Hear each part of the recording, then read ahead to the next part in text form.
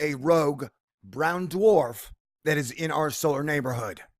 And I have discovered some very strange photographs that come out of Russia of here said brown dwarf.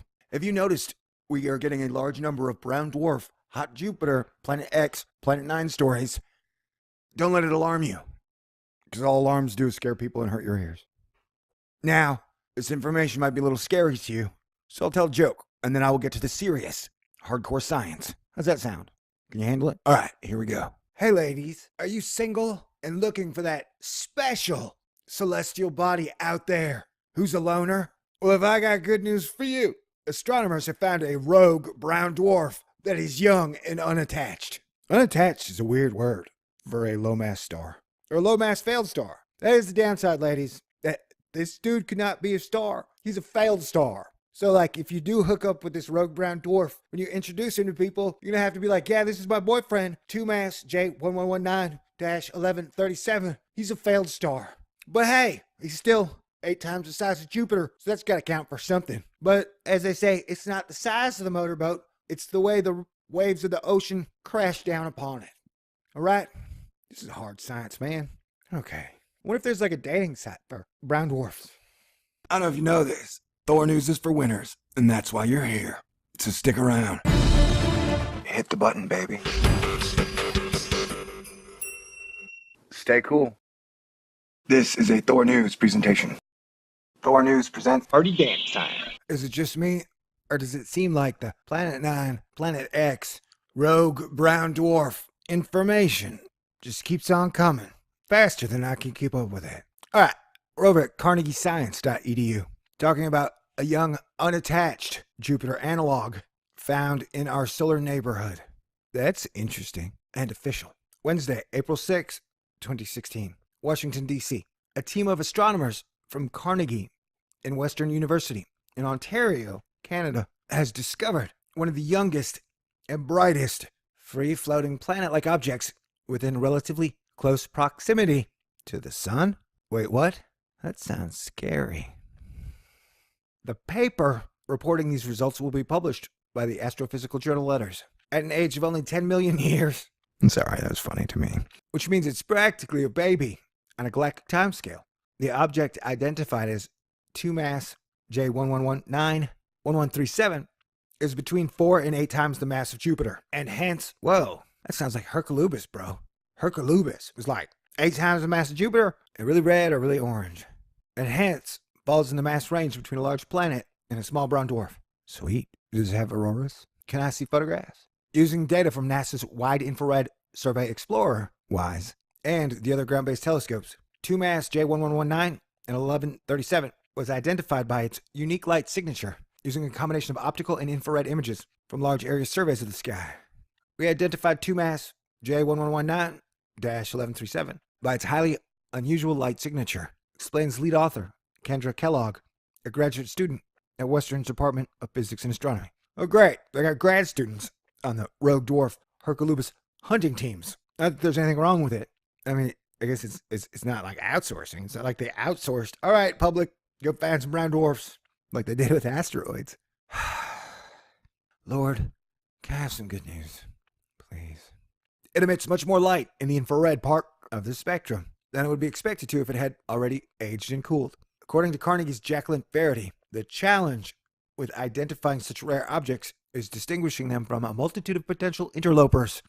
Oh, we don't want any Hercolubuses interloping. For sure, man. Much more commonly distant old and red stars residing in the far corners of our galaxy can display the same characteristics as nearby planet-like objects. Really? This is the very first time I ever heard of that, bro. I'm sorry. I mean, ma'am. How about Bram? Does that work? Works for me. When the light from the distant stars passes through the large expanses of dust in our galaxy on its way to our telescopes, the light gets reddened, so these stars can pose as potentially exciting nearby young planet-like objects in our data, when they actually are not that at all. With the knowledge of these common misidentifications, the team immediately checked their findings using the Flamingos 2 spectrograph instrument on the Gemini South Telescope in Chile. We promptly confirmed that 2-mass J1119-1137 is in fact a young low-mass object in the solar neighborhood. What does that even mean? Solar neighborhood. What are you saying? Like, how far out does the solar neighborhood extend? How far does the empire of the sun go? Do we know? Can you tell me? Some fearmongers are going to take that and run with it. You realize that, Carnegie. Damn it. And not a distant reddened star, says Western's Stanimir Metchevik. Next, the team wanted to determine the precise age of this object. What the hell, man? It's like, oh my God, we found a rogue, free-floating brown dwarf 8 times the size of Jupiter, hurtling through our solar neighborhood. I wonder how old it is. You know, it's like, that would be my first question. You know what I'm saying? Scientists are weird. All right, well, what does the team want to do after that? Now I'm in suspense on the edge of my seat. Our Gemini observations only showed that the object was younger than about 200 million years. Oh, Jesus, help me.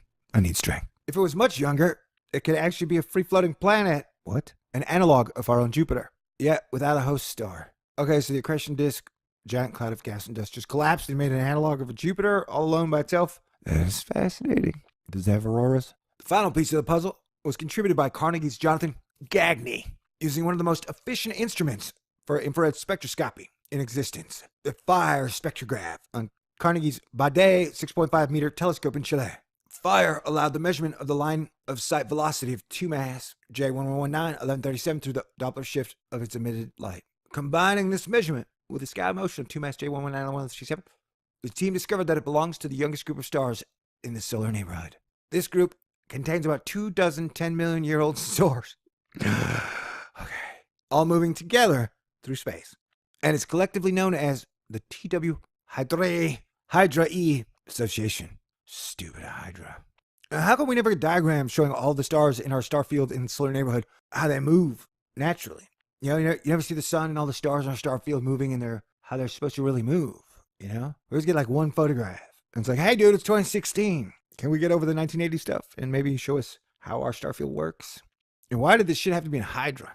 Demonstrating that the 2 mass J1119-1137 belongs in the TW Hydra Association, and so it's only 10 million years old. Inevitably led to the exciting conclusion, says Dick Gagne.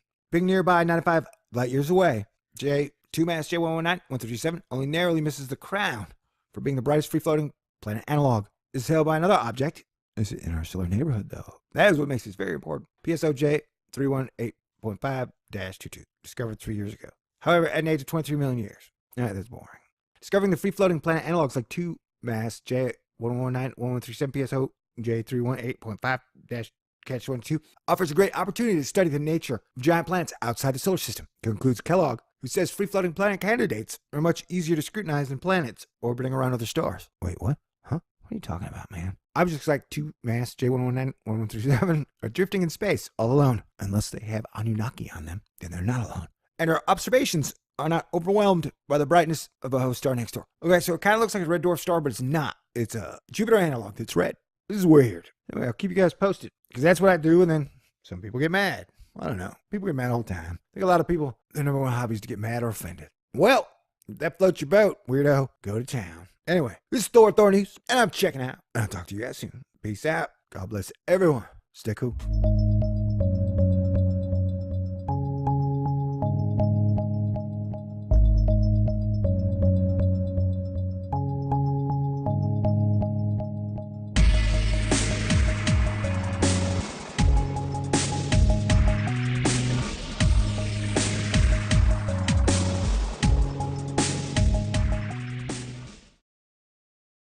Ladies and gentlemen, this Planet X story is crazier than I am.